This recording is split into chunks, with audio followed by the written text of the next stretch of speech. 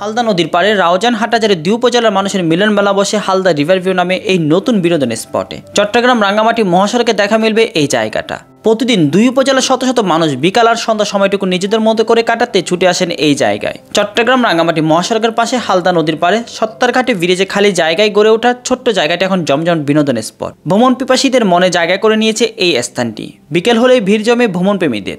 বর্তমানে এই এলাকায় বেশ কিছু খাবারের দোকানও বসেছে, তাদের বেচাকেনাও বেশ জমজমাট। এখানে কেউ বন্ধুদের নিয়ে, কেউ পরিবার পরিজন, আবার কেউ এসেছেন প্রিয় মানুষকে নিয়ে।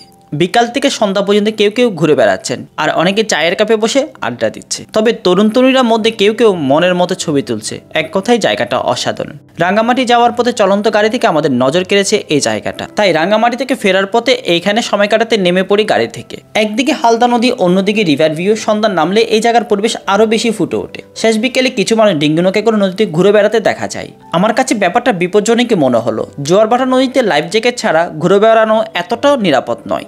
এটি বর্তমানে অনেক জনপ্রিয় জায়গা হয়ে উঠেছে।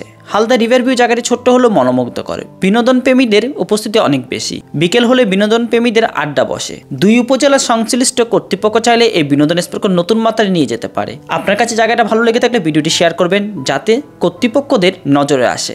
বর্তমানে তরুণ তরুণীদের জনপ্রিয় জায়গা হয়ে উঠেছে হালদা রিভার ভিউ। সময় পেলে আপনিও চলে আসতে পারেন। তথ্যমূলক ভিডিও দেখতে মনি স্টোরির সঙ্গে থাকুন।